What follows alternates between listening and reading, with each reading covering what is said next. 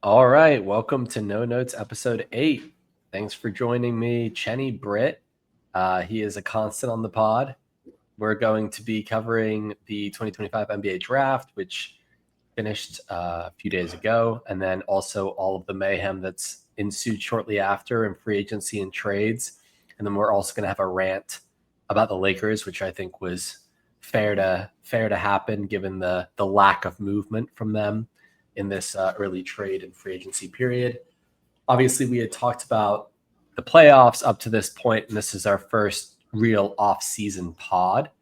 And a lot's happened already. Obviously, it's July 1st, so we've seen a lot of what's already happened and what's to come shortly.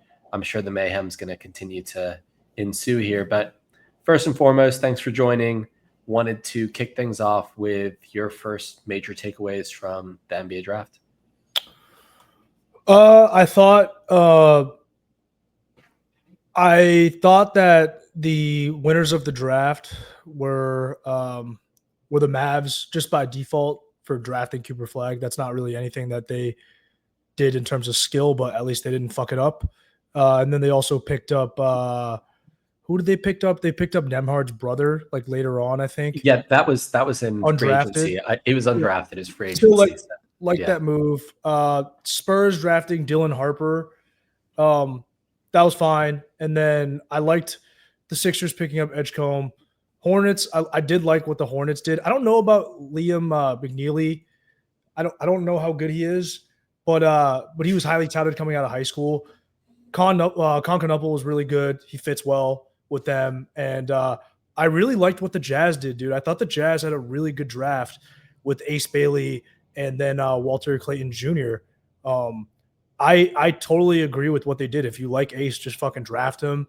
I think it's a great place for Ace Bailey because the Jazz have picked up a lot of lottery type of guys in the last few years that probably aren't that good. They had one of the guys they picked up was Bryce Hendricks. He's supposed to be, or Taylor Hendricks. He's supposed to be a defensive guy. He got hurt. So he's not going to be taking shots away from Ace Bailey, and that's an archetype that you could see playing in the playoffs. They probably need to make a move on Keontae George because I think he's kind of a chucker. Probably doesn't really fit into their future plans. They moved Sexton to create space. They still have Isaiah Collier, who I still like. So I think in the future, if you're rolling with Collier as your point guard, who's really downhill, and then you got Lowry, you got Walker Kessler, and then Ace, like Ace Bailey is going to be your number one or number two option. Like that's a great place for him to be. They picked up Cody Williams last year, who was J Dub's younger brother. He had a terrible freshman year, a rookie year. We'll see if he's a complete bust or whatever. But either way, it doesn't really matter because they got Ace Bailey. And you and I are both pretty high on Ace Bailey. I get why his team was trying to move him into a place where he got a lot of shots because it's very important to get your value up for your next contract. But I just think, man, you look at the guys that are getting paid right now, you don't necessarily need to come in as the number one option from day one. Like I think that's kind of a 2010s type of approach. I think more and more now teams are getting better at looking to see if you're a winning player and you can kind of build your game out from Kawhi, like do what Kawhi did, which is come in, work on your defense, rebounding, do those things. And eventually you're going to get your money, bro. So I think it's short-sighted to try to be so locked in on becoming the first option right away. Yeah, a couple things to talk about here. I don't think the Jazz are done. I think we'll see more moves from them. They're rebuilding their roster. I think, Ainge likes to make moves. My hot take with the whole his team fucked up his draft position thing, whatever, he should have gone higher. Talent-wise, yeah, I am really high on Ace Bailey. I think he's got a higher upside than anybody in the draft. I think. Yeah, agree. Like I think Cooper Flag's floor is so high that he's a sure thing as at least a number two on a team. But Ace Bailey can be a number one. He can be a legit superstar. So can Cooper Flag. But I'm saying his ceiling is higher. I think if you looked at both of their traits and kind of abilities coming into the NBA, I like Ace because I think he's an underrated playmaker. I think he was a playmaker at times when Dylan Harper was out injured at Rutgers. And I think that He's a guy that can look for a shot, but also do a little bit of playmaking in the NBA. And I think the way the floor is spread is going to help him a lot more in the NBA. I think he'll be a better NBA player than he was a college player. My hot take with him is that I don't really think his team fucked up his draft position. Like, I think VJ Edgecombe was always going to go to Philly at 3. And then I think you can make an argument that Charlotte could have taken Ace Bailey if he had interviewed and done all that. But yeah, that's tough. I kind of feel like Concaniple's a better fit there, just given the fact that where they've moved the rest of the offseason with the other moves they've made, seems like they're going for a little bit more of we're going to build around LaMelo and give him shooting, but not necessarily guys who are going to need to play on ball a whole ton. And I think Ace Bailey will need to be on ball. So I'm not sure. I think it's a little bit overblown. I think clearly he didn't want to go to Jazz and he was looking at Brooklyn or DC, but I think it's a good landing spot for him. And I think it might've been his landing spot, even if he had a real agent the whole time.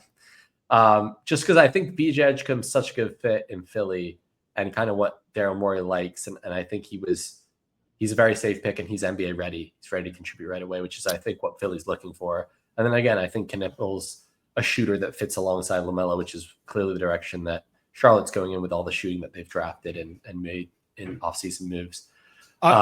So yeah, I think the landing spot was about right, and maybe that's where he would have ended up anyway. Yeah, I liked. I'm always a talent over fit guy, and I think we both think Ace Bailey is more talented than Con, but Charlotte is an exception because I still am really high on Con. And to your point, they already have Brandon Miller, so I think Charlotte's in a point where they really need a connective piece. They don't have a talent issue in Charlotte. They have plenty of talent. It's not a talent issue. They have a shit ton of really talented guys. They just need to make it all gel. Speaking of, I liked what Charlotte did. I liked their draft a lot. Getting Con, I thought was really good. I know they also got Liam McNeely. I don't know much about him, so I can't really talk about that. Yeah, I mean, he's like an athlete, plays hard, like just one of those guys. Was a shooter coming out, but like didn't shoot well last year. I like them getting Zion James. That was a good pick, I thought, in the second round. And then I also liked getting Kalkbrenner. So I thought they were good. I liked them getting off of Mark Williams as well. I mean, it's really problematic when you have a guy as good as Mark Williams, but they have all of his medicals. They've had him. They know what he's dealing with. And if he's only able to play 40% of his games and he's barely 24, he's not even 24 yet. And he's big. He's big. That's a terrible sign. Right. Which kind of brings my point to the Phoenix Suns. I would have given the Phoenix Suns a higher grade because I really like them picking up Malawak and I like them drafting Fleming from St. Joseph's. But I thought they shouldn't have also picked up Mark Williams. I thought that was excessive, and you can't give up a first-round pick for that. So I thought that was a bit of a mistake.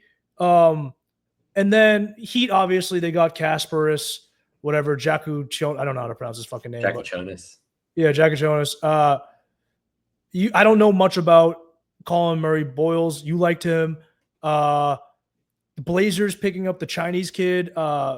I thought his name was Hanson Yang, but I guess his name is now Yang Hansen. Bit of a reach. I thought I had him going late first, early second. If they have to get his feet quicker, but if he ends up being good, like he could be really good. He comes from the mold of like a Sengun, Jokic mold. Obviously not like can't say he's as good as those guys, but like just that mold where it's like he's really skilled. And obviously they have Klingon, but Klingon will never be that skilled. And then, I thought I'll just finish off the first one. I didn't understand what the fuck the Nets were doing. I thought that was horrible what they did. And then for the Hawks, I thought the Hawks did really well, stealing another first rounder from the Pelicans and then drafting Drake Powell. Not Drake Powell. Who did the Hawks draft? They drafted I'm trying to see.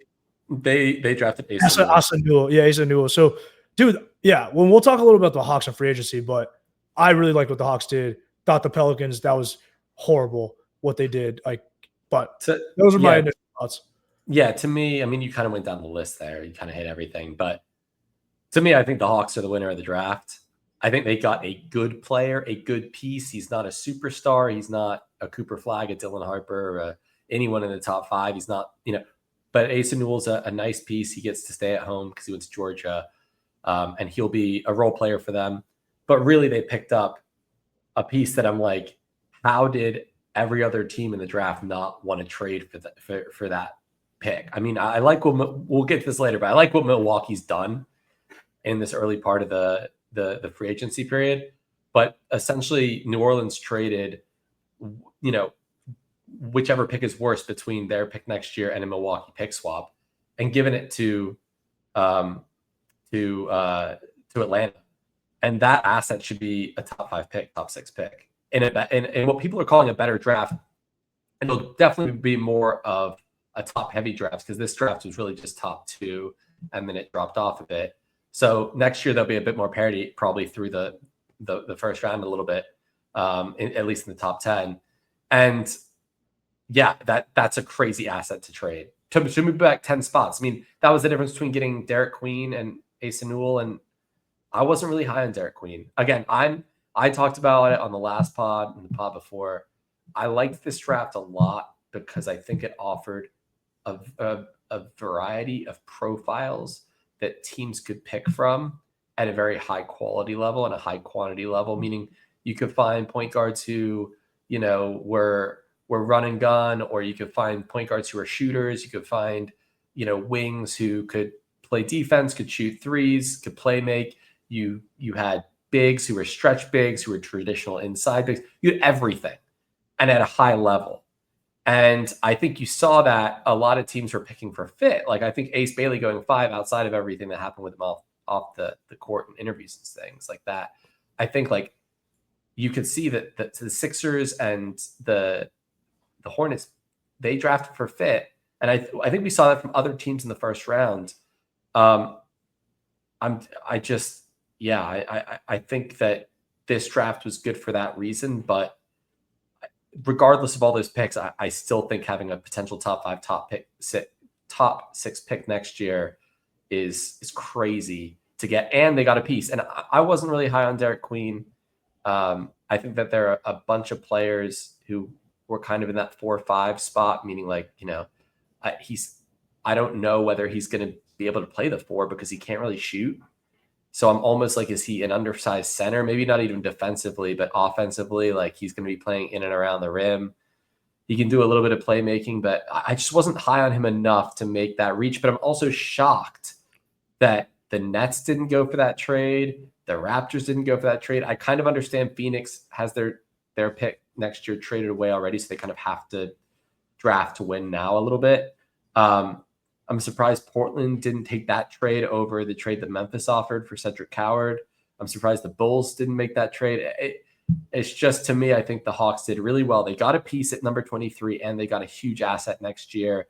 And I don't think the opportunity cost was that high, because I don't think – I mean, look, Derek Queen's definitely a better player than Asa Newell, but I don't think the gap is so wide that it's worth a potential top 5 pick next year. It's just crazy to me. The other guys that you kind of missed that I would key in on, I really liked the Cedric Coward play by Memphis. I liked a lot of what Memphis has done in this offseason, but he's a pretty much a plug and play replacing Desmond Bane. They freed up cap space. Obviously, they had the Jaren Jackson extension we'll talk about later, but I think moving up for a guy like this who can just automatically replace a guy that you had on big money, and they still keep some of those draft assets that they had acquired in that trade for Bane. I really like that move. And I think Coward, if he had played more than 6 games this season, he would have been a top 10 pick. I also like Carter Bryant. He's a project, but this is the type of thing I was talking about with this draft, where we had a bunch of different profiles. He's your traditional 6'7", 6'8", 3-and-D guy. And I think, like, if you looked at that Spurs roster, the 2 things I'd say they're missing is a defensive wing and shooting. And so I think they picked up a guy who, he's not going to be an on-the-ball player. He's not going to be playmaking at all. He's going to go sit in the corner. But he could probably at some point, maybe not this first year, but at some point, kind of be your number 1 wing defender, and then also hit threes and be a compliment to Harper and Castle. And if they keep Fox, which I don't think they will long term, to him as well. So, and he fits around Wemby. I really like what the Spurs have done with their picks, and just how they've made this team fit around what looks like is going to be Wemby and Harper moving forward. I still think they need to make some moves, but we might be jumping the gun a little bit with them. Maybe they're a team that plays out this season, is a fringe playoff team. Maybe they're the 6th or 7th seed. and then that they keep making moves next offseason. I don't know what the future holds for them because they've got so many pieces that they can move now or later, but I like what they've done. And then I just to talk about a little bit about two things you brought up. One was the Jazz, continuing with that piece of the conversation. I love the Walter Clayton pick. And I love the fact that they got Walter Clayton and Ace Bailey because their team was so boring before this. Like now they went from maybe the least interesting team in the league to a league pass team with their first two picks.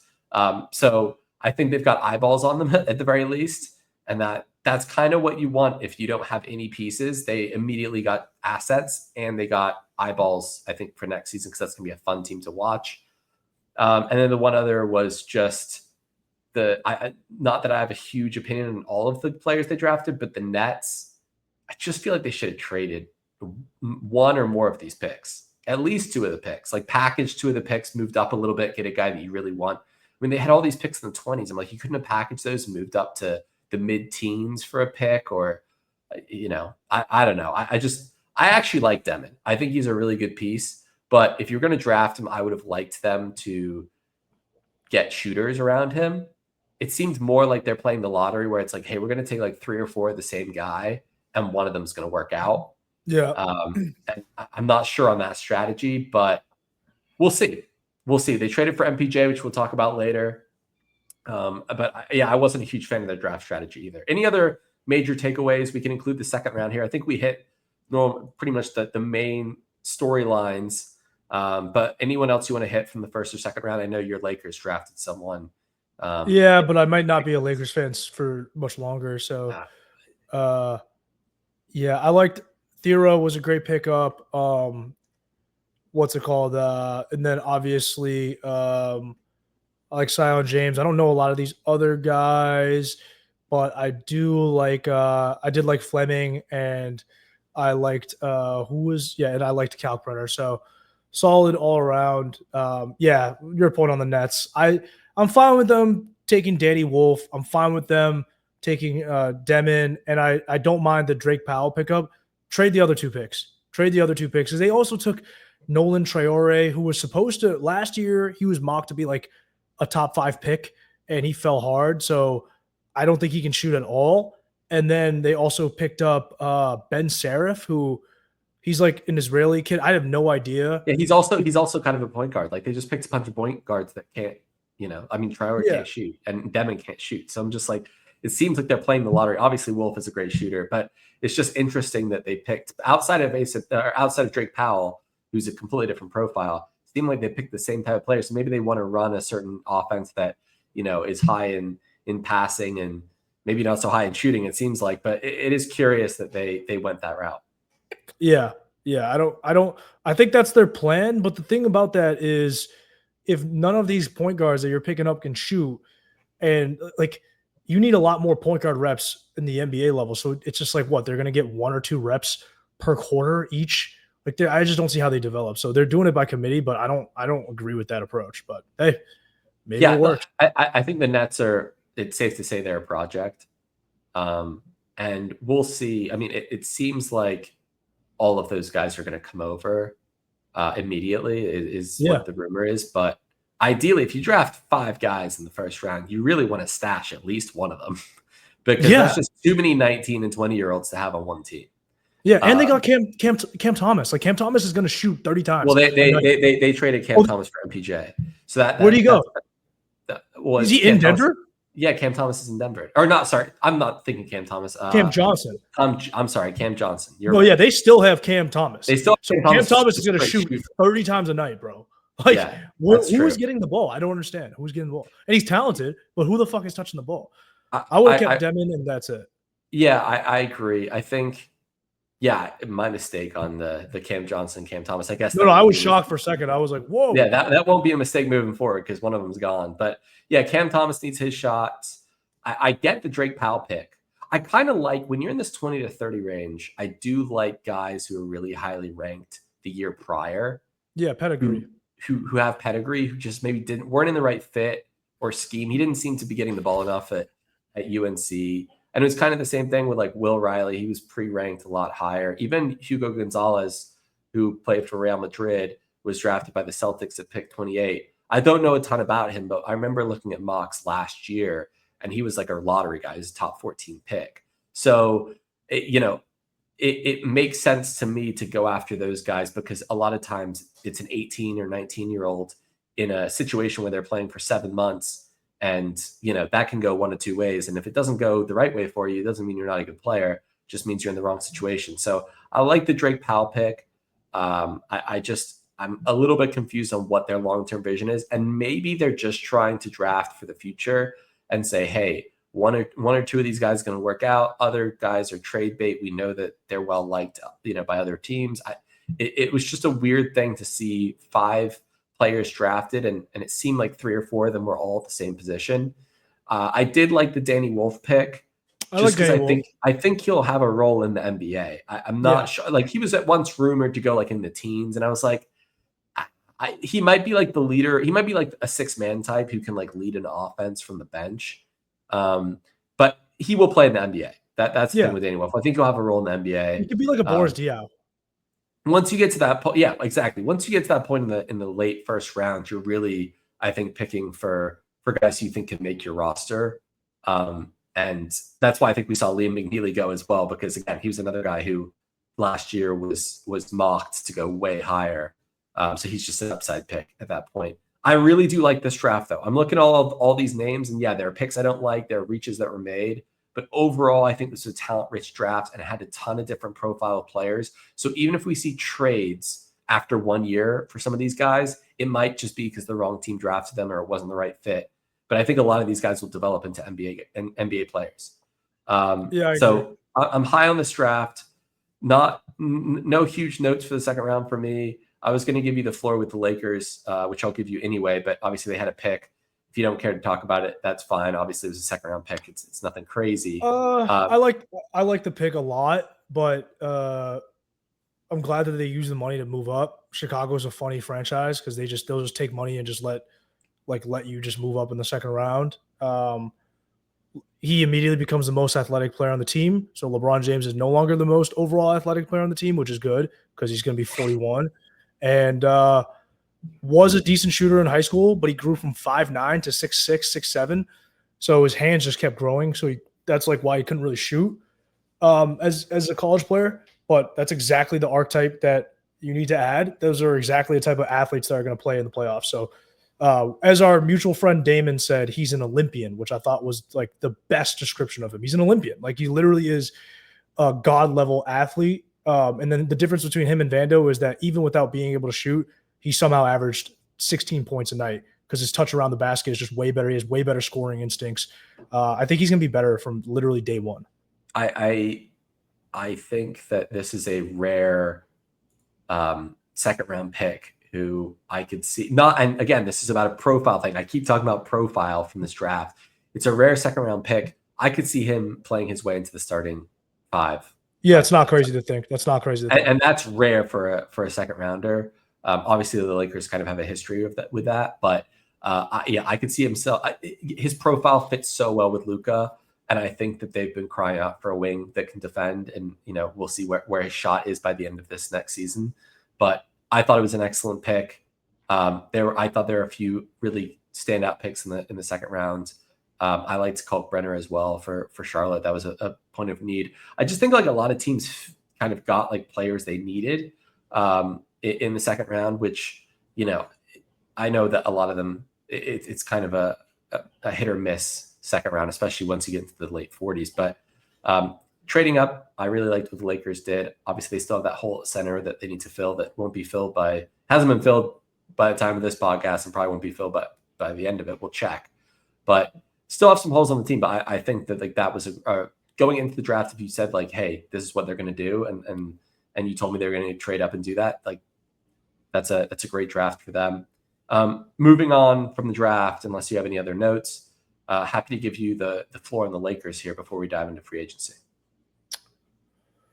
Yeah. So LeBron opted in and then came out with a statement from Rich Paul basically saying like, hey, look, Bron wants to compete for titles.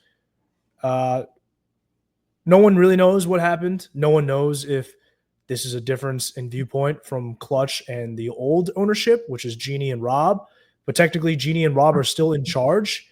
And I think even with the new ownership coming in, maybe they would want Bron gone as well. We don't know who's thinking this. And we don't know how contentious it's going to get even between ownerships when, new ownership comes in, because Jeannie is going to remain governor. But come on, let's not be naive. New ownership wants to take over this franchise completely, and it's only a matter of time before they do. So that's going to be a battle. And then there's this whole thing between Clutch and whichever ownership group is currently in charge. So it's a bit of a mess internally right now. It seems to me that that the Lakers probably want next year to be Bron's last year. And I don't think Bron's ready to retire because he's still really fucking good. If you just removed his age from the equation and looked at his impact offensively, defensively, all around, he is still one of the best players in the NBA. He's one of the 10 to 15 best players in the NBA. So the problem is people can't ever have that conversation without thinking about his age at first. Now, maybe if Rob is able to land DeAndre Ayton, I'm fine with the Jake LaRavia signing. I like that signing. But if he is able to land Ayton and then maybe make a move for another wing, then I think it'll be a fine offseason. I'm not asking for Rob to trade a first-round pick for Wiggins. That's crazy. I'm not asking for any of that. But I do think this is the first time where I'm like, yo, they need to fire this guy. And you know me, I've never been a huge Pelinka hater. I've defended Pelinka at times. I thought he's been terrible at other times. I thought he's made some good moves at times. But letting DFS walk after you traded 3 second-rounders for him. Now, second-rounders may not sound like a lot, but in this new CBA, they're pretty valuable. And people are finding gems in the second round. And, you're getting cap relief and stuff like that using second-round picks. So you traded 3 second-rounders for DFS, and if you didn't have a plan to extend him and get him 4 years on the contract, you just gave away 3 second-rounders and let him walk for nothing. That's terrible asset management, dude. And to me, it's like either A, you didn't have that conversation before the trade, which is terrible. That's bad GMing. Or B, you had that conversation and then you snaked him anyways. Oh, by the way, he's one of Luka's best friends on the team. That's not a good look. This is the first time I've genuinely felt forget LeBron. If I'm in Luka Doncic, if I'm a Luka stan, I think he should not sign that extension. I think he should leave, dude. I've never said this before, but the Lakers right now are looking at the next 2 years. Do you know what they're saying? They're saying they don't want their books to have any contracts going beyond 2027, dude. They are waiting for the 2027 offseason. They have repeated the same bullshit story about cap space every single year for the last 4 years. The problem is when you're always waiting for a disastrous situation to happen, the disaster they kept waiting for is LeBron to fall off a cliff. Guess who else did this? The New England Patriots did this with Tom Brady. You wait every single year. You're like, oh, he's going to be bad next year, so I'm never going to build a team. Well, guess what? 4 seasons have just passed by where LeBron was an all-NBA player every single season, while other franchises are just building their team. They're building their team the right way. Denver just got a front office 2 months ago, and they've already made major upgrades, and they didn't have many assets. No one was going into this offseason saying, oh my God, Denver has all this flexibility to make moves, but they made a ton of moves, and now on paper, they're already one of the best teams in the West. It's them, Houston, and OKC. They're right back in the mix, dude. Denver is we'll get to it, but I love what they've done. They're my number 1 team going into the next year. Yeah. And so my point on the Lakers is there are Lakers fans who've always hated Bron. I get it. You guys are idiots, but it's your franchise. You guys can feel how you feel, but you can't look at me with a straight face and be confident in Pelinka running your team or just existing front office running your team, dude. Think about it this way. By the 2027 summer, Luka is going to be pushing 28. He's going to be pushing 28, dude. And the free agents, I looked at that list for the 2027 summer. Giannis, assuming these guys are even available, which they probably won't be. Jaren Jackson Jr. just got extended. But even if they're available, you're looking at Jokic at 33, 34. Giannis would be 32. Who else? Donovan Mitchell would be 32. I don't think Jokic is ever going to want to come to LA. That's okay. So right. So it's just Giannis, and you'd have to trade for him. And you're going to punt 2 seasons of Luka in his mid. Luka is not a 19-year-old player. He was in the finals last season. Luka's been in the NBA for 8 seasons. He's a win-now player. He's a win-now player. You can't punt seasons. Right, and I'm not – so, whether fans want to admit it or not, LeBron and Luka are on closer to the same timelines. Now, I'm not saying you mortgage your entire future, trade first rounders for Andrew Wiggins. That's not what I'm saying. But it's clear that this current front office has no idea how to get creative with stuff. They don't know how to make things happen and just make incremental improvements on the team. And the problem with not making incremental improvements, because you're always thinking, oh, we're not going to be good enough anyways, is that you have no idea what falls in your lap. If you had actually went into every offseason and said, look, I'm going to try to get better this summer. I'm going to try to get better, even if it's a smaller move. Then all of a sudden, Luka falls in your lap this year. You may be looking at an offseason this season where you don't have that many holes to fill the roster with. Maybe you have a decent center. Maybe you got bounced in the second round, but all of a sudden you're like 1 or 2 free agent moves away from really competing. The problem is when you keep kicking the can down the road, you're always just fucking yourself perpetually. The last thing I'll say is I've always wanted LeBron to retire a Laker. I want him gone now. I don't think he wants to leave. I don't think he wants to move. The reason why I think he came out with that statement is because I think they caught wind that the Lakers weren't bringing DFS back. And it's not like DFS himself is a huge loss, but I think they caught wind, bigger picture, like, yo, they're not going to sign anyone beyond 2027, meaning you're just going to keep turning over the roster every single summer again. There's zero continuity. Pelinka has no idea how to build a team. The last thing I'll say, I've already said last thing a bunch, but this 2023 offseason, bro, 2023 offseason was one of the most disastrous offseasons that Rob Pelinka has ever had. You came out of that playoffs losing in the Western Conference Finals. Yeah, you got swept. You got swept by the eventual champs, and the series was a lot closer than people realized. And you knew right then and there, hey, I probably need to move D'Lo because Austin just showed out and he needs to get more on-ball reps. But because the Lakers were afraid of LeBron's decline, this is what they did. Instead, they went and they kept D'Lo and AR. Fucking AR's development as well for the additional season because it only made it worse for AR. Then they signed Gabe Vincent to a deal that no team wants right now. 3 for 33. No one wants Gabe Vincent right now, not even on an expiring. He like barely has any value on an expiring. Oh, by the way, he had a fluke postseason run, and that run came with him on ball. So they signed another undersized on-ball guard and then used a first rounder to draft a 19-year-old project on-ball guard. And they fucked over that kid's career. He's going to be out of the league. He never even had a chance. So he's going to be out of the league. D'Lo's in Dallas. Dallas is looking like a lot better of a roster than the Lakers. And you delayed a season of AR's development, and you just fucked everything up, and you wasted a first-round pick. I think look, if they sign Ayton and they get someone as a wing, if they're able to get Wiggins without giving up a first, which is unlikely, I'll be fine with it. But if you're part of Luka FC and this front office is serious about punting the next 2 years, he shouldn't sign that extension. Yeah, I definitely hear where you're coming from. I want to see how the rest of the offseason plays out for them. I think a lot of it will depend on if they get Ayton or not. I mean, if they get Ayton, yeah, I can kind of see different offseason. Good offseason. I see where they're going with it. I've been on the trade Dalton Connect bandwagon. I do think that they need more wings who can defend, and like you already have Luke and AR on ball, and you have LeBron. And I would try and move him and get a wing piece. I don't know if that's possible, but I mean, we're talking about their second round pick potentially starting for them because he just fits a profile that they need. I think they need more of that. I know they were going after Wiggins. I wouldn't trade a first rounder for him. I'd try and see what I could get for Connect and some other pieces. But with Pelinka, I totally understand the frustration. I think it's July 1st. It's tough to make an assessment today. We'll have to decide after we see where Ayton ends up. And some of the other free agents and what moves are left to be made. Because I think there are more trades that are going to happen in the offseason, obviously, and the Lakers might be a part of that. And with their roster might look a little bit different than it does today. But yeah, it's crazy to me that you can have Luka and LeBron and not be in win now mode. I mean, there are very few players, two of whom who are both like inarguably like in win now mode, and two of them are Luka and LeBron. And so yeah, I'm a bit confused. As to why that's the case for the Lakers. I get it. It's frustrating. It was weird. I was confused as to why LeBron. I mean, I texted you immediately. I was confused as to why LeBron opted in and kind of what that meant. And I do think he'll stay as a Laker because he just doesn't have enough time left. And the only other option I could see is him really going back to the Cavs. But I just don't see he cares so much about legacy. I just don't see legacy. I understand there are other teams he could go to where he could win a championship or continue more of like a winning tradition. But I think he just cares too much about his own situation. And I know he wants to win, but he's not going to go to like OKC to win. You know what I mean? There are like only a few destinations where he'd be happy to go to.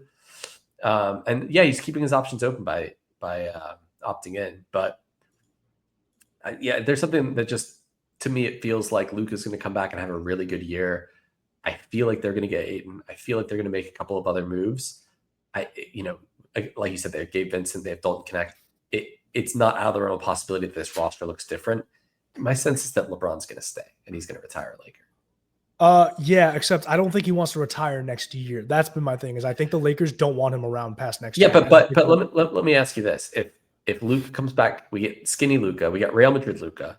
Yeah, we get LeBron looking not vintage LeBron, but we get LeBron looking like, he's still rolling, and we get an improved AR. Let's say they trade Connect, they get another wing. They, Thier looks good, and Ayton looks good, and like they make the Western Conference Finals.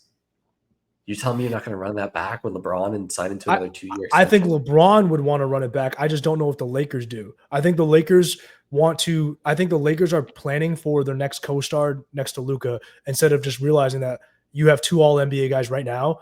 Build a proper team. I'm serious. I think that's why Rich Paul put out those statements. And I'm shocked because I didn't think they were going to go into it thinking this, but they are, meaning that they essentially are fine with punting 2 seasons of Luka's prime.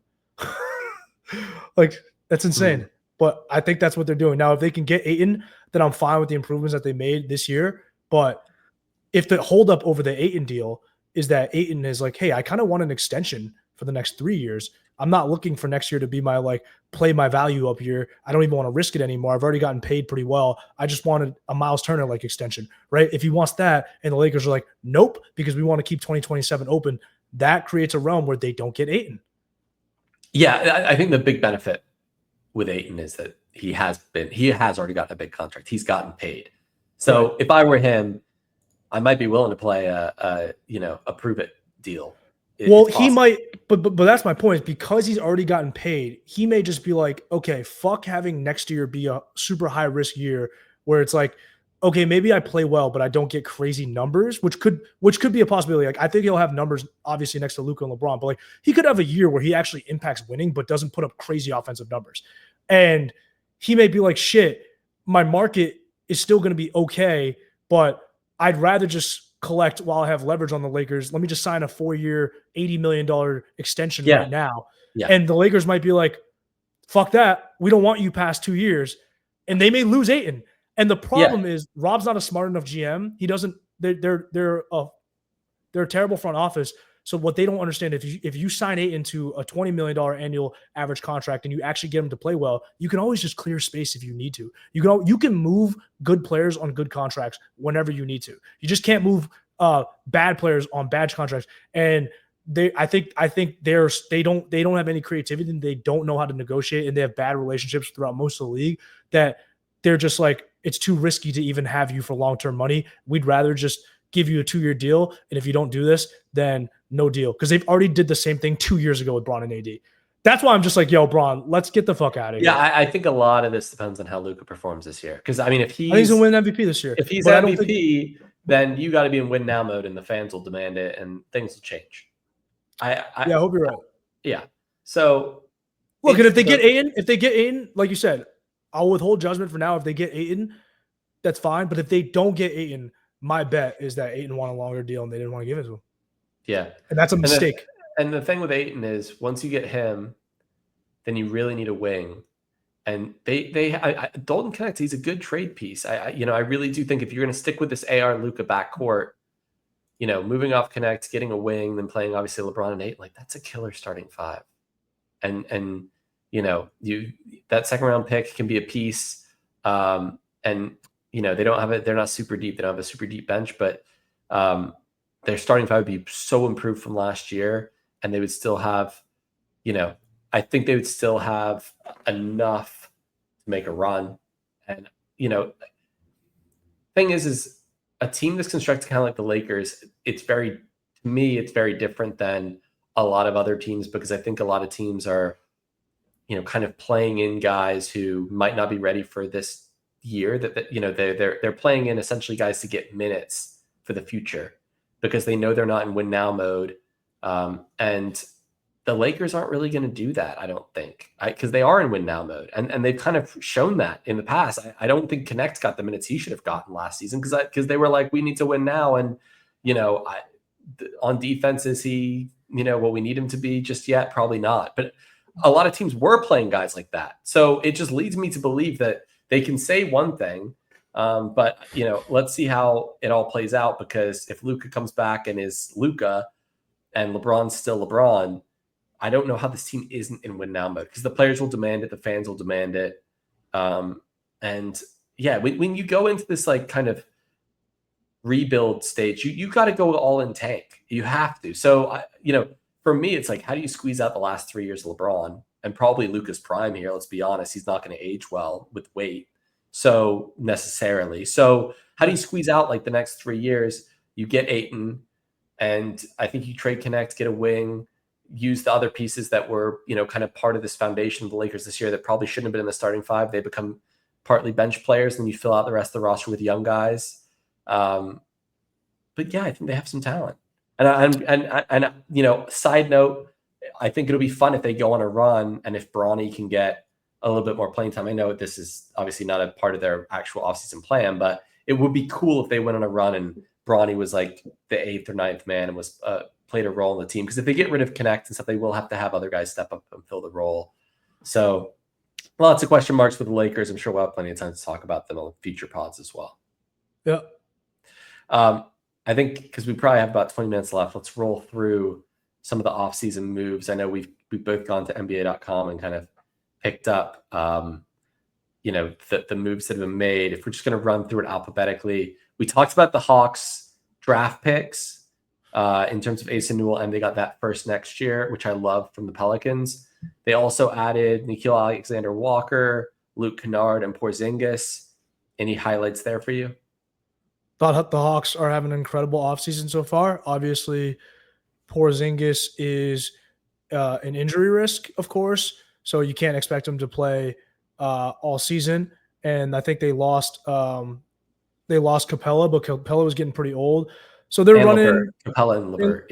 Which is LeVert's fine. They don't need LeVert. Onyeka Okongwu and Porzingis, like they use maybe one other center. Sure, but I think overall, like, that's a fine enough center platoon to run into the season with. And they adding Na is incredible. So now defensively, they're going to have Na and Dyson Daniels, and then Reece Shea had a pretty good rookie year. He actually was decent defensively, shot it pretty well. Added another shooter in Kennard. You got a lot of guys on the team right now that are athletic outside of Kennard. Like, everybody else is athletic outside of Kennard and Trae Young. And everyone can play defense outside of Kennard and Trae Young. And then Kennard is just kind of he can play a little bit of point guard off the bench, and he's another sniper, so you got some real shooting. Like, dude, if you're trying to build a championship roster around Trae, this is how you do it. And they stole a first-round pick for next season that, like, could end up turning into AJ DeBonsa or the Boozer twins, bro. Incredible fucking offseason so far, man. I agree. I agree with that. I'm not going to add anything because I agree with your assessment of the Hawks. I think if I'm ranking teams that have won the offseason, they're my top 3. I love everything they've done, including the players they've let go, including the players they've added, and the draft I thought was an A+ for them. The Celtics, I don't think we need to spend a lot of time on them, just because everything they've done is with Jason Tatum's injury in mind, and they've been moving money essentially. They picked up some players, I guess. I wouldn't call them, we like Minot. Yeah, we like Minot. We like, I think Garza's okay. I actually like Garza at the back. I think they picked up role players who might have a bigger role in the Celtics than you would have thought 12 months ago. Like, Minot actually might play, and Simons is definitely going to play. So, and Georges Nang could play. Garza could get minutes. I mean, this team's lost a lot. They've lost Holiday, but they've lost Cornette, and they've lost Porzingis. So some of these guys they're picking up are going to have to play, and they're not huge NBA names. But I think this next season is going to be interesting because the Celtics might be a little bit too good to tank in the East. They're too good. I'm like, they're like, they scream like 5th, 6th seed to me, because they're gonna get coached hard, and they've still got JB and Derek White. Right, they've still got some cornerstones, and some of these guys can play. Like Anthony Simons can play, and Josh Minott, he didn't have a huge role in the Timberwolves, but he can play a little bit. We'll see what he looks like with a bigger role. Luka Garza was incredible in college, hasn't done much in the NBA. Georges Niang, he's a role piece, but they've lost some cornerstones. Like Holiday was a cornerstone. Porzingis on the title team, even with the injuries and illness, all that cornerstone. Luke Cornett, incredible backup center. So it's going to be a complete rebuild. I'm interested in what they've done. I would say they've done well, just considering the fact that they had to make these moves and that they haven't had to attach massive picks to any of them to get off money. So they've done a good job. But with the Celtics, it's really wait and see.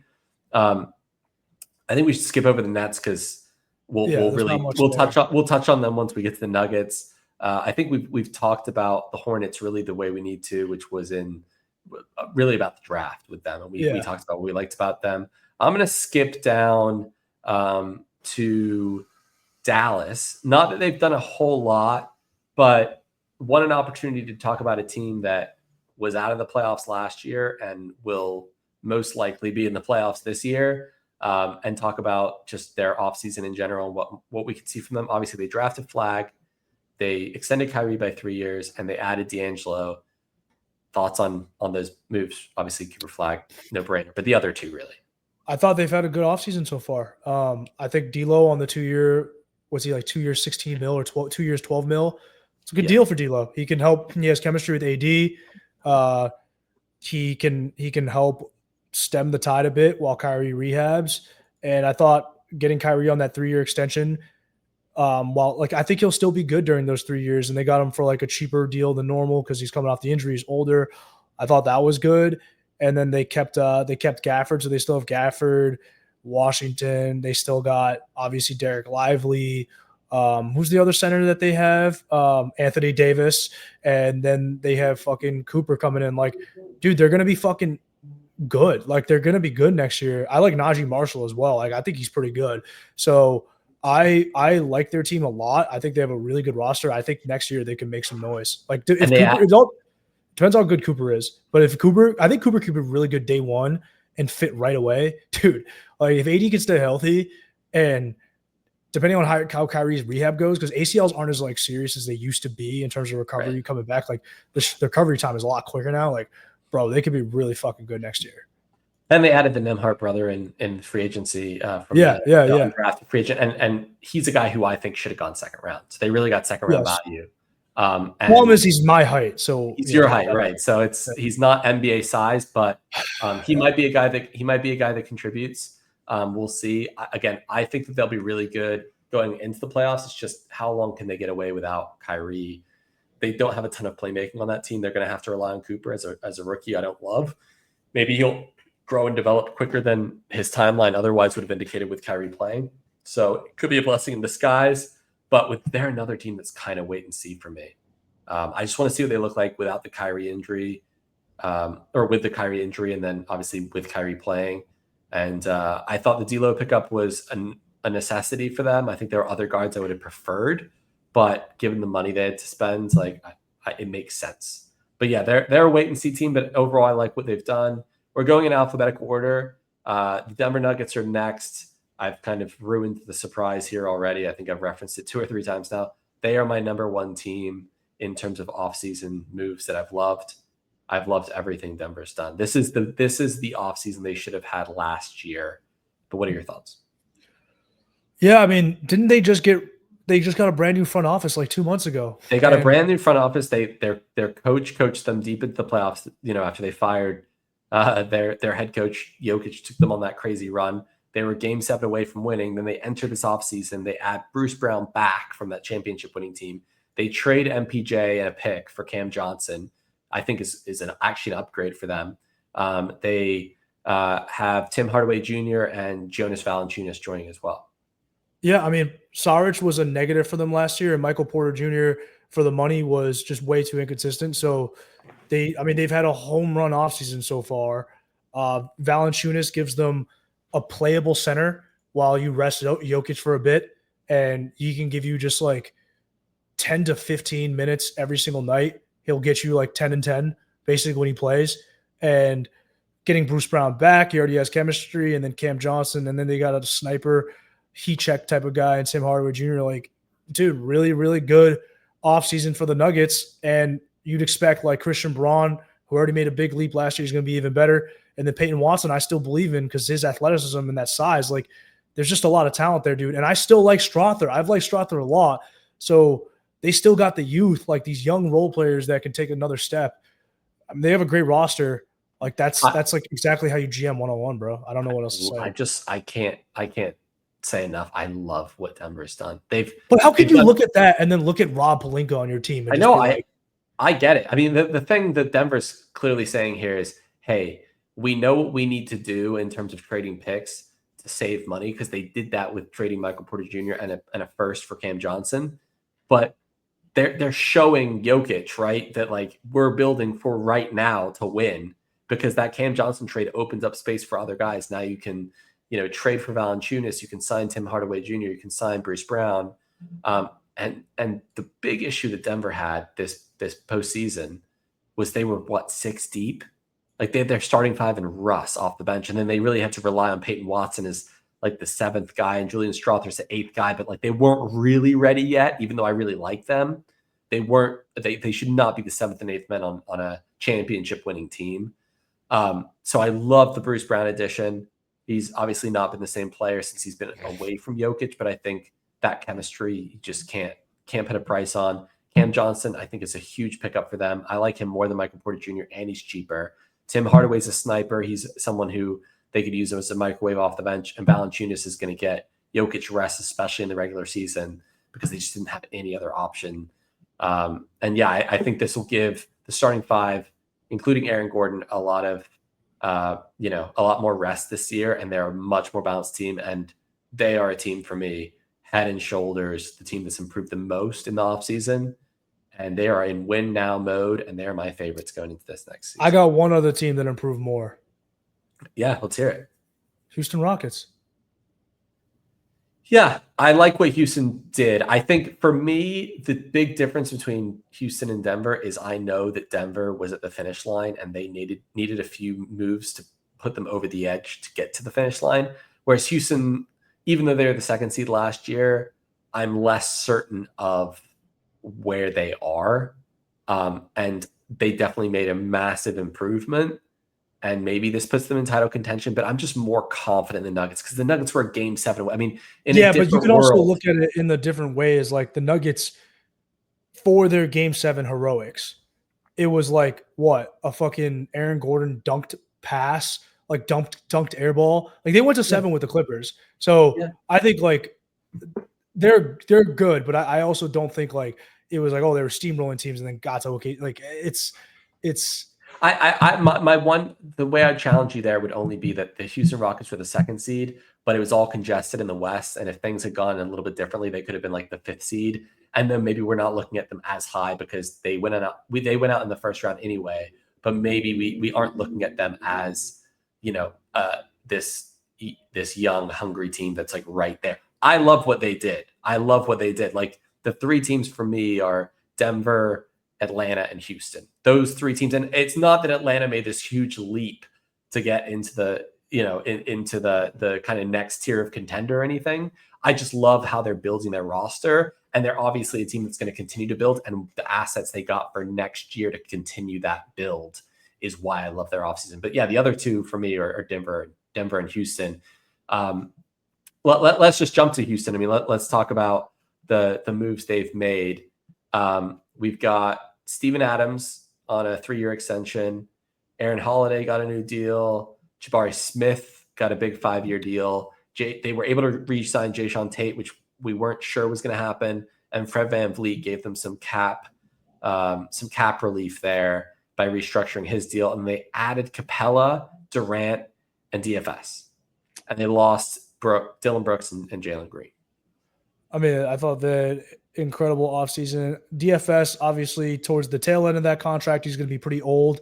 So he'll probably be a slightly overpaid. But I thought overall the contract deal wasn't like that rich for DFS. Like I thought that was like a good deal. It was like 4 for 53. Like that's not a bad deal for DFS. DFS is not somebody who's going to guard really perimeter players now. Like he's actually better for like power forwards and some fives. But I like their 5-man like platoon. They got, Steven Adams, Sengun, and then Capella, and then you could throw some Jabari Smith Jr. there and DFS. Like that's a pretty physical, well-rounded center rotation to kind of handle whatever teams throw at you. They Van Fleet is getting pretty old, but I think this is the year where they're going to give Reed Shepherd actually some minutes and let him develop under Van Fleet. Obviously, adding KD, like, dude, they're going to be running some crazy lineups out there. KD's a perfect fit.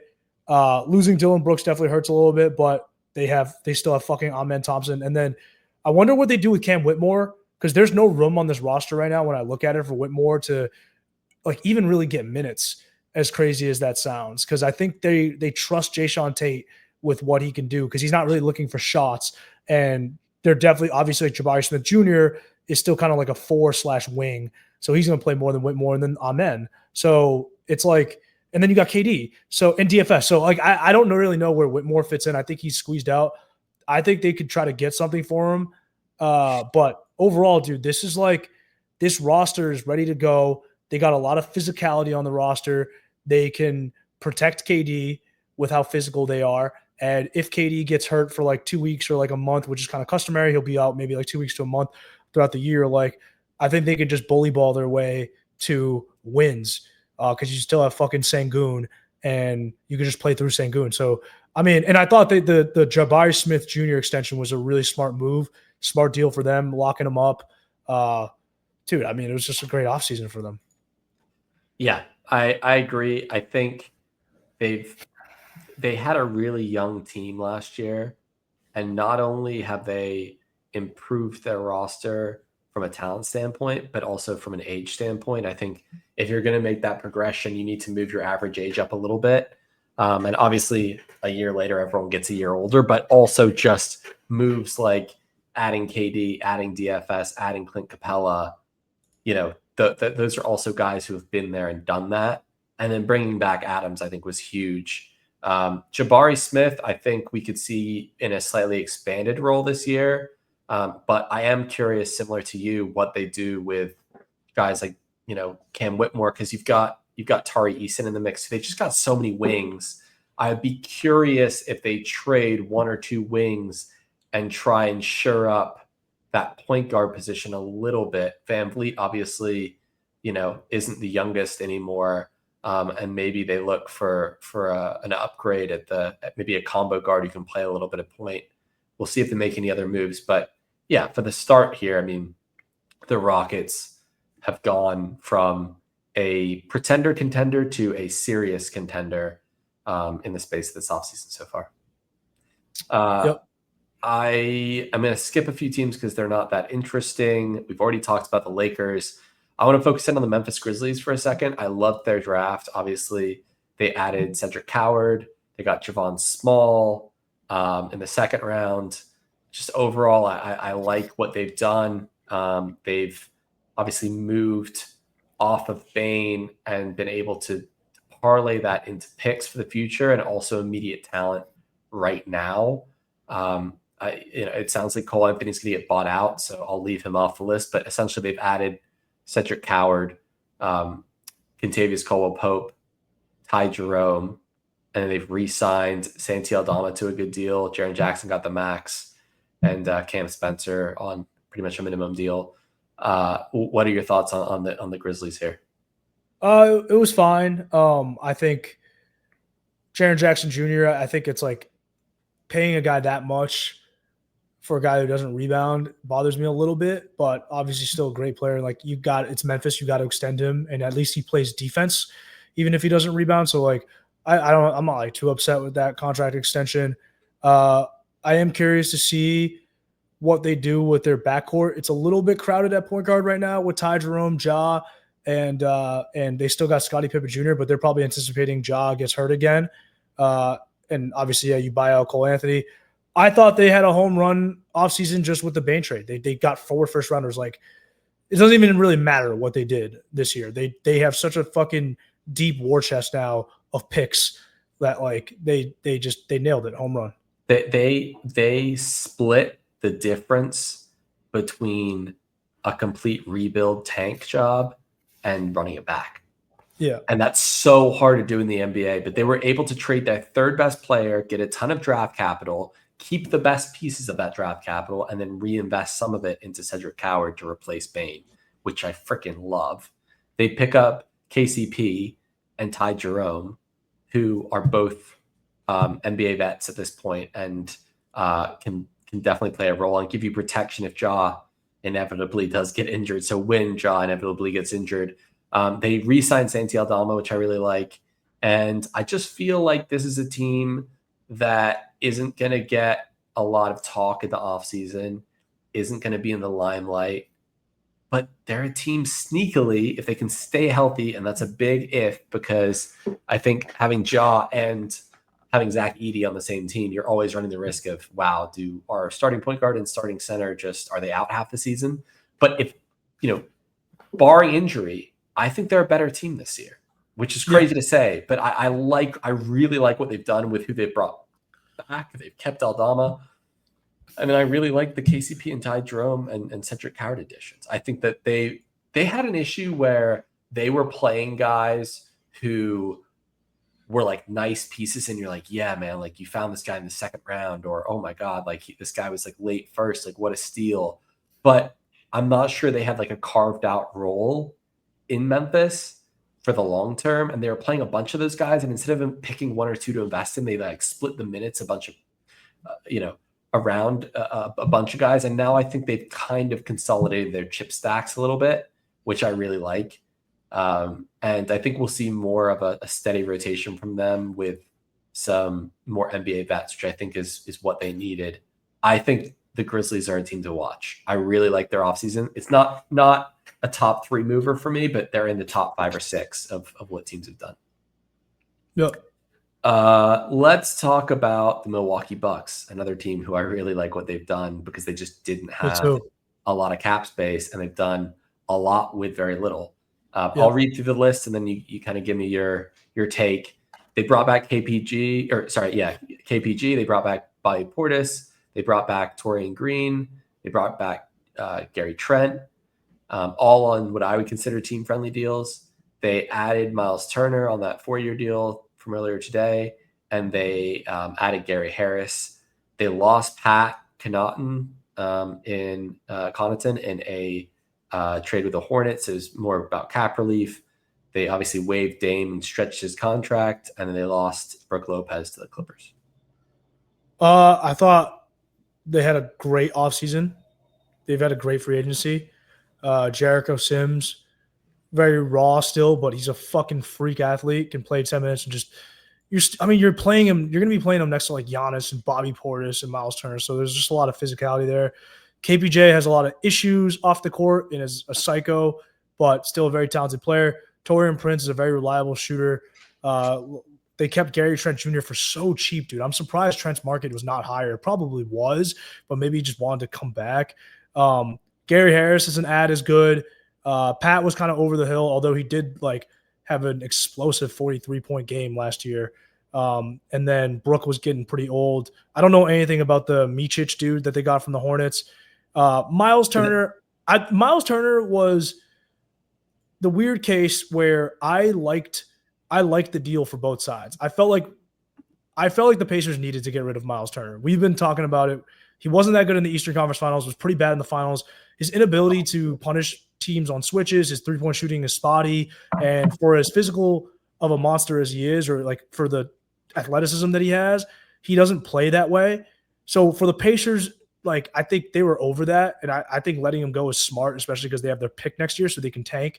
See if Isaiah Jackson comes back healthy off an Achilles, and then glow center by platoon, and then tank for someone great next year. But he helps the Bucks out, and they got him for a good deal. So he's actually perfect for the Bucks because they don't need him to be like super physical or anything like that. They just need him to be not like 36. And so that was a good deal for the Bucks. If they have any chance of keeping Giannis, it is doing stuff that they just did right now.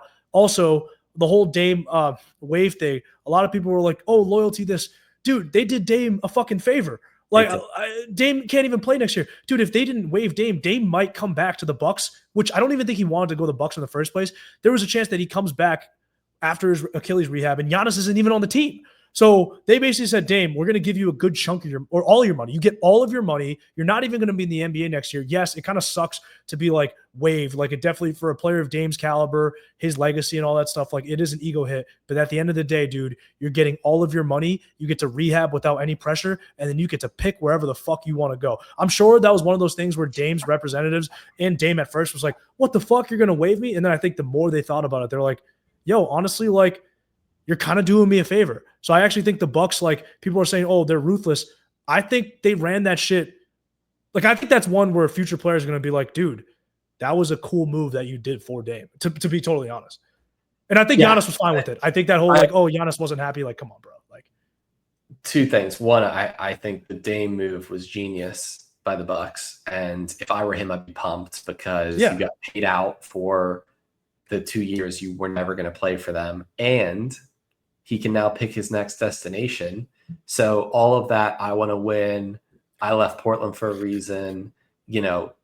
Let's be honest. He's a smaller guard who has an Achilles tear, right? So it's not going to look pretty when he comes back, but maybe he can play a role on a championship team. Maybe he can join like a Denver or something and play as a backup point guard. I don't know. I'm just saying like maybe he can choose a destination where he doesn't have to be the guy and he'll play a role on a championship team and he can say, hey, you retired an NBA champion. So I think it's a win-win for both sides. Milwaukee, I love what they did. And I wasn't expecting it. I was like, dude, they've got $10. What are they going to get from the grocery store? And they were never going to be able to compile a gourmet meal. Like we were never going to go into the kitchen and be like, that smells incredible. But what I was expecting was ramen or, mac and cheese. And they've come back with like at least a flank steak. You know what I mean? And I'm just like, this is my, I listed my top 3 favorite offseason so far. This is my 4th. And it's not that they, again, they didn't make me a gourmet meal, but they had $10 to spend. And they've stretched that $10 with incredible discount deals. They've stretched that $10 with, bringing back players who I didn't think they'd be able to bring back, with adding players. I didn't think they would get a guy like Myles Turner. They shedded the Pat contract, which obviously I'm sad at because we like Pat, but need to be done. He's probably in a better situation with the Hornets now anyway. And that, they made the financial moves that is for a team that wants to win now. We were talking about the Lakers earlier. We're like, are they going all in for LeBron and Luka? Like this is a team that's going all in for Giannis. Whether Giannis is there and next year, whatever, like I can't fault the Bucks. They are doing everything they can. They brought back KPJ. They brought back Bobby Portis. They brought back Prince. They brought back Gary Trent Jr.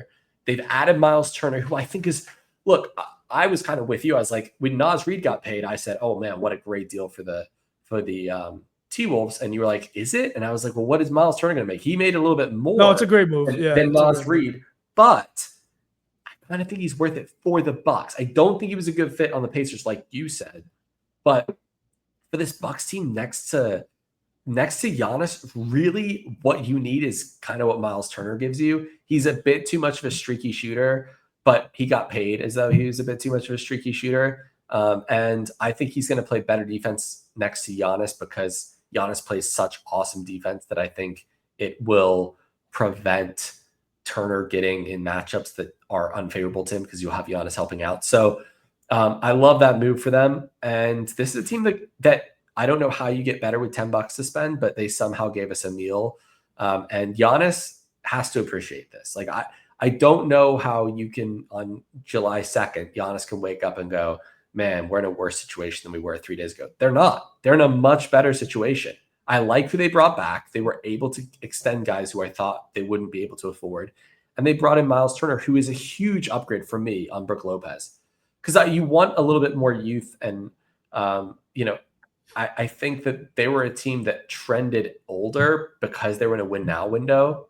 And it kind of ended up hurting them because Dame got hurt, other players got hurt, and they needed to freshen up the lineup a little bit.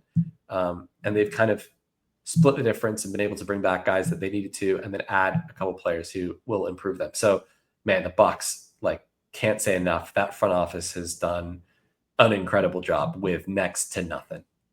So shout out to them. Shout out to the Bucks front office. Yeah, they did great. They their next moves, if they want to like have a chance next year, is Kuzma's on an expiring. They got to get rid of him probably at the trade deadline because he sucks. So get rid of him and get like a more serious basketball player in there.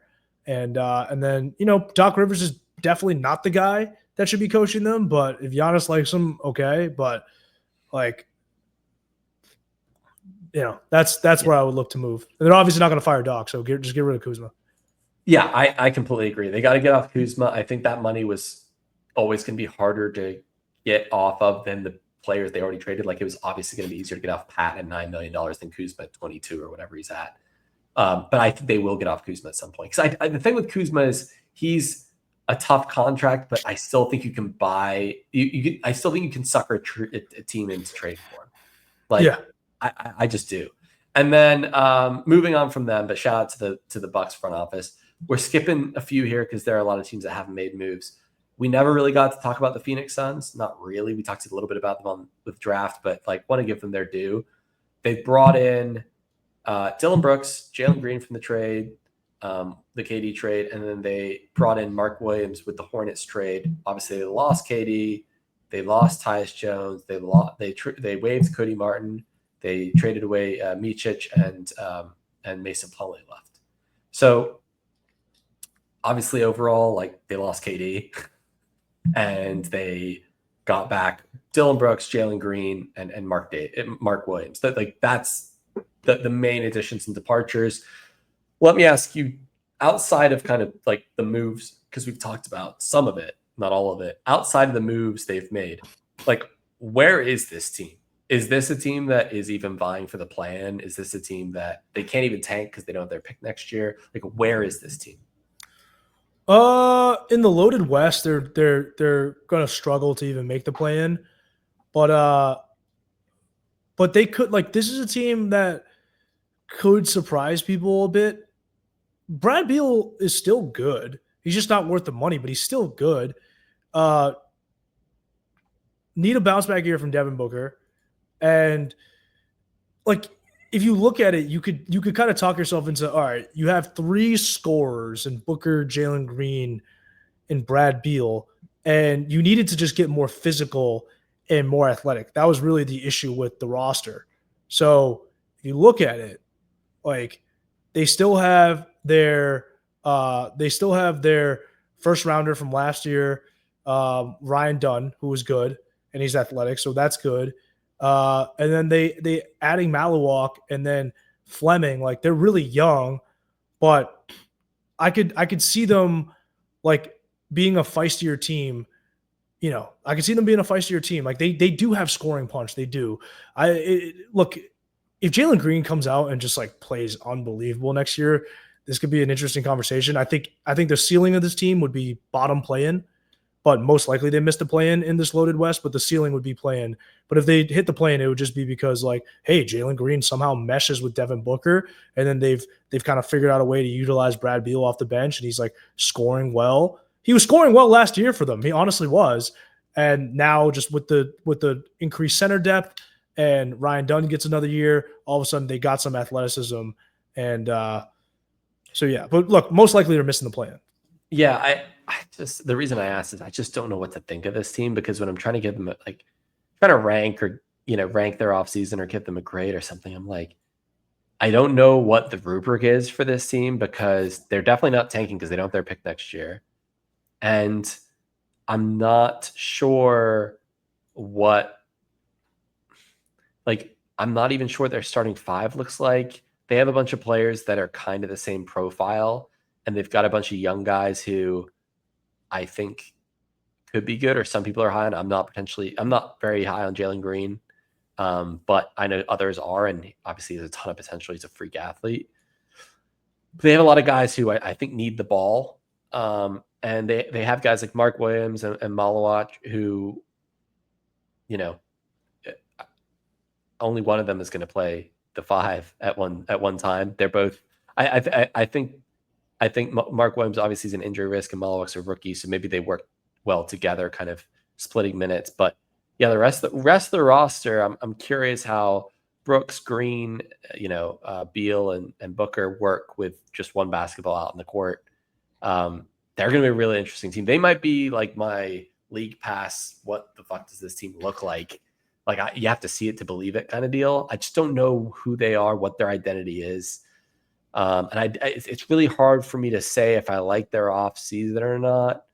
I'm leaning towards no, even though they made some good additions. But I will stand to be corrected if they come out and Jalen Green is a stud and Brad Beal has a bounce back year and Booker has a bounce back year and Brooks, gives them something and the Williams trade works out for them. Like there's a world, there's a universe where they've had a good offseason. I just struggle to see it today, but that doesn't mean that it won't develop into a decent roster that maybe is a playing team. Mm-hmm. Yeah. Again, skipping over, let's say some of the more boring. Yeah, there's probably not much left, but yeah, there's not much left. I think the only other team I really want to talk about before we call it a day here would just be the Wizards. And the only reason being they didn't make any crazy moves, but they got rid of players maybe we didn't like and added a bit more of a veteran presence. They brought in CJ McCollum. They brought in Kelly Olynyk. They got rid of Sadiq Bey and Jordan Poole. And they have a young roster to start. And they obviously drafted Trey Johnson as well. So what are your thoughts on them? Where do you think that they could make a push for playing in the East? Or are they just the East is pretty bad. So I could see them doing it. They got rid of Jordan Poole, although he had a good season last year, but they got rid of Kuz, so that's always a benefit when you get rid of Kuz. Bob Carrington, AJ Johnson, like they got some of these guys. Let's see if they hit. Trey Johnson, which I wasn't like super high on Trey Johnson coming in, but he's an elite shooter. So out of their three younger guards, it'll be Trey Johnson, AJ Johnson, and Bob Carrington, like three upside type of guards. They're all around the same size at 6'4", 6'5"-ish, all kind of combo guards. So see which one of them actually turns out to be like okay. They have CJ to kind of mentor them a bit. Bilal Coulibaly is really athletic. And then they got Alex Sarr. So, I mean, I don't know. I'd probably say they're not making the play-in because I still think the Celtics are better than them, and I still think Indiana's better than them. And so you still got the legacy teams like the Celtics, Indiana, the Knicks. Who was the Final Four? It was Celtics, Indiana, Knicks, and the Cavs. Yeah. But then you also have the Hawks in Detroit. That's 5 or 6. Magic 7. The Bucks are 8. And the Raptors have some talent. Like they have some talent. They have a lot of wings, and like they got to figure out what they're doing. But like that's a lot of teams. And then Charlotte like could put it together. So I see those teams are all more talented than the Wizards. Like the Wizards just still aren't that talented to me. They're moving in the right direction, but they're not talented right now. The Hornets are definitely a playoff team for me. I think that they've added enough this offseason to make themselves a playoff team. The only reason why I asked about the Wizards was because I think that they have like 2 or 3 guys I really like. I get to see a bit more of the Wizards because they're my local team. So they're on TV a bunch. So I watched a few games and I did like their young guys, but I kind of felt like they weren't going to go anywhere if they kept like Jordan Poole, even if he had a good year. But I felt like they added some leadership, and I'm curious if those young guys that played well last year can make another jump. They're a team I'm watching out for. It's really tough in the East because I feel like there's a lot of parity outside of obviously Giannis and then the teams that have kind of consistently finished at the top there. But all the other teams can reshuffle in pretty much any order based on an injury or based on just how players perform. And I did like what they've done so far this offseason personally. Final thought, just any team, and don't say the Lakers because, we've talked about them, but any team that hasn't really made a move at all, obviously we skipped all of them, but that you were like super disappointed in or shocked that they haven't done anything? Not really. I mean, Warriors haven't done much, but I think they're trying to figure out the Jonathan Kuminga thing, and they still have a decent amount of young players on that roster. So I don't like Warriors need a center, but I think what's more important for them to get a center is to figure out the Kuminga thing. I think that's more important than them getting a center. And yeah, I'd say that's probably it. Like there's no team where I'm like, hey, you should have been going for it this summer and you haven't done anything yet. So yeah, that's pretty much it for me. Yeah, no, I think that wraps up the pod. Well, I think we talked about all the big hitters for the draft. And then we were able to talk about the Lakers and then the free agency so far. I think on future pods, we'll be able to continue with more offseason trades and signings are happening. It's going to be interesting to see where Ayton falls. So we're going to stop it there. But yeah, thanks for checking out the pod. This is No Notes episode 8. Hopefully we'll have another episode out for you shortly as more moves come. And yeah, thanks for listening. Yep.